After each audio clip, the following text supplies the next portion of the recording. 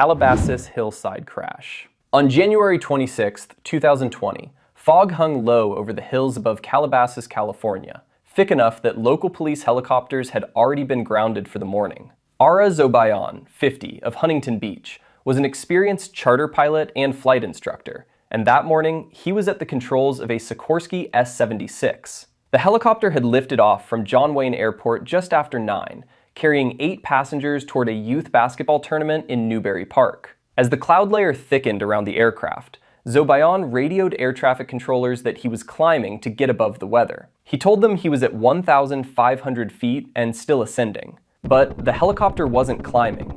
It had banked to the left and begun a rapid descent, and Zobayan, flying with no visual reference to the ground, believed he was level and rising. The Sikorsky struck the hillside at roughly 184 miles per hour, descending at more than 4,000 feet per minute. All 9 people aboard were killed on impact. First responders climbed the steep, fog-covered terrain to reach the wreckage, where the crash site had caught fire, and Los Angeles County firefighters and sheriff's deputies secured the area. The investigation that followed pointed to spatial disorientation. Zobayan had likely fallen victim to an illusion known as the leans, a sensation that made him perceive level flight while the aircraft was actually banking and descending.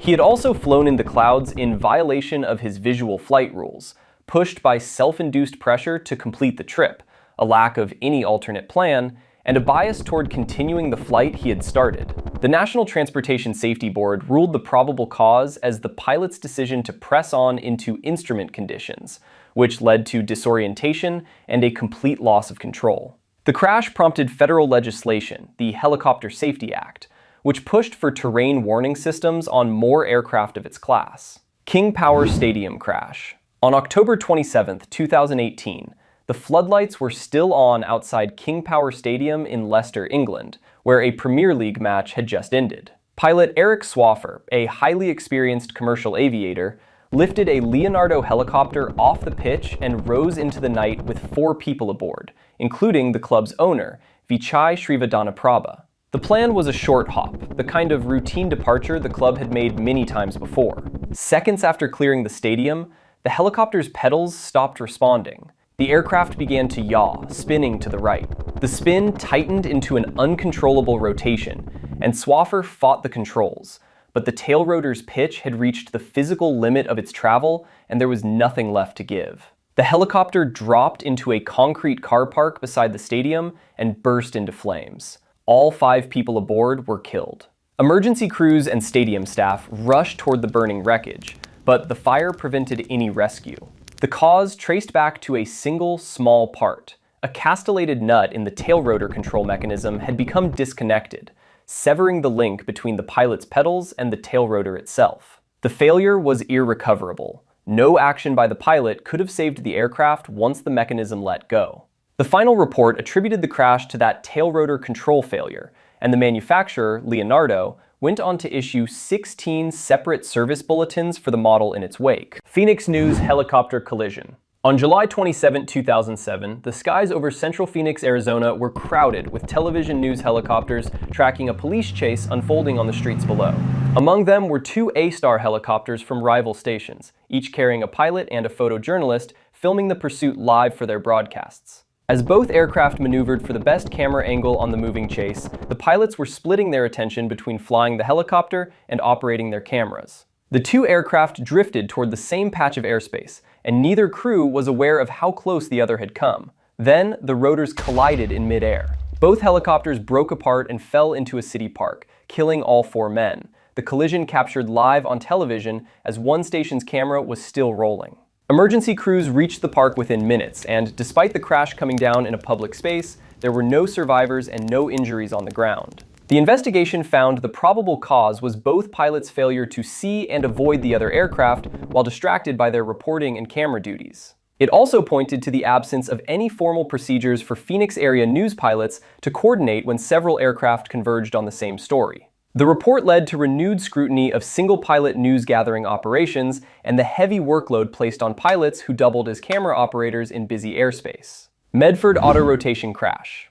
On September 8, 2017, just after 1 in the afternoon, a Schweitzer helicopter was airborne above the Flying W Airport in Medford, New Jersey. At the controls was 30-year-old pilot James Evan Robinson, with a single passenger aboard for a short recreational flight ahead of a scheduled concert that evening. During the flight, Robinson radioed over the airport's common frequency that twisting the engine throttle grip was having no effect on the engine's power. Unable to control the engine speed, he shut the engine off and began an emergency power-off descent, gliding the helicopter down under autorotation, a controlled glide that uses the spinning rotor to slow the fall. As the descent continued, the helicopter's vertical speed grew too steep.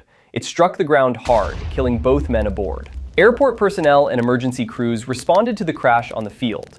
The investigation attributed the accident to the pilot's failure to maintain proper rotor speed during the autorotation, a maneuver that demands precise control to land safely. Federal investigators ruled the probable cause as pilot error in executing that emergency descent after the throttle malfunction. Zaleski Air Ambulance Crash. On January 29, 2019, before dawn, snow showers were moving across the wooded hills of Vinton County in southeastern Ohio. A survival flight air ambulance lifted off from a hospital near Columbus around 6:28 in the morning, crewed by pilot Jennifer Topper, 34, and two medical crew members, flight nurse Bradley Haynes and Rachel Cunningham, bound to pick up a patient roughly 69 nautical miles away.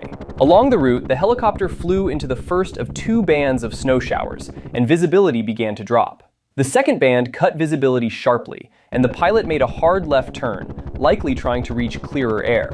The helicopter struck forested terrain and was destroyed. All three crew members were killed. Search crews located the wreckage in the remote woods, where there were no survivors. The investigation found the operator's inadequate management of safety had normalized non-compliance with its own risk analysis procedures, which allowed the flight to launch without a thorough pre-flight weather evaluation. Former employees described pressure to accept flights that other air ambulance services had already turned down because of the weather. The National Transportation Safety Board ruled the probable cause as the operator's inadequate safety management and the decision to begin the flight without a comprehensive weather review. Quartermaster Canyon tour crash.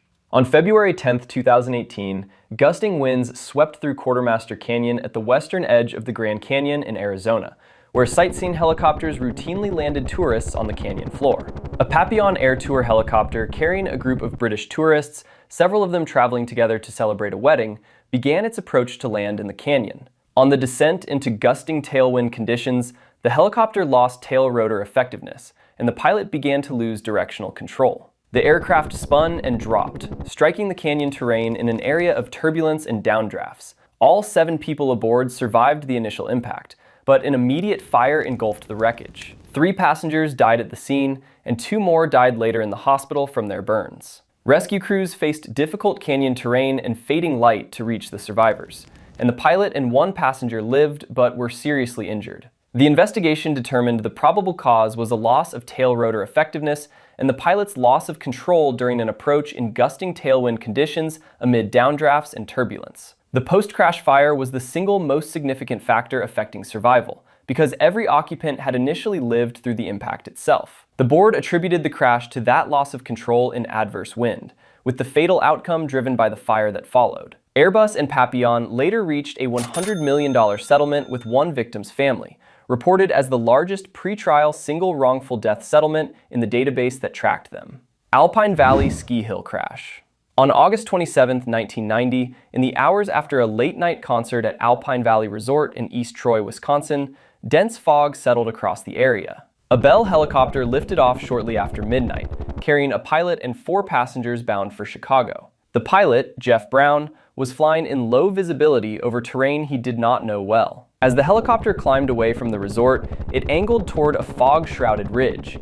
It struck the side of a nearby ski hill at speed. All 5 people aboard were killed, among them the musician Stevie Ray Vaughan, who was 35. The wreckage was not found for roughly 2 hours, and searchers located the crash site behind the ski hill only after first light. The investigation determined the cause was the pilot's lack of flight planning, his unfamiliarity with the area, and his disorientation in low night visibility, a sequence that drove the helicopter straight into the ground. The board ruled the probable cause as pilot error in continuing the flight into adverse night conditions. East River doors off crash. On March 11, 2018, in the early evening, a sightseeing helicopter flew low over New York City for a doors-off photography flight, its passengers harnessed in tightly so they could lean out for pictures. 5 passengers were aboard an A-Star helicopter operated for Fly Nguyen, each strapped into a tight secondary harness that tethered them to the aircraft so the doors could stay open for the cameras. During the flight, the loose tail of one front passenger's safety tether caught on the helicopter's fuel shutoff lever. The snagged tether pulled the fuel cutoff, and the engine lost power over the East River. The pilot began an emergency auto-rotation to ditch on the water. The helicopter hit the river and rolled over, filling quickly with cold water. The 5 passengers, still locked into their Fly Nguyen tethers, could not free themselves, and they drowned. The pilot, who was wearing a standard releasable harness, freed himself and escaped, and rescue divers had to cut the passengers loose from their tethers, but it was too late for any of them. The investigation found the crash itself had been survivable, and that the secondary harness system was unsafe, with no quick way for passengers to release themselves underwater. It also found that Fly Nguyen had operated the flights under the least stringent rules by classifying them as photography rather than sightseeing. The deaths were attributed to the tether snagging the fuel control and the passengers' inability to escape the restraint system underwater, and the Federal Aviation Administration grounded doors-off flights using such harnesses across the country. A jury later awarded $116 million to the family of one passenger killed in the crash.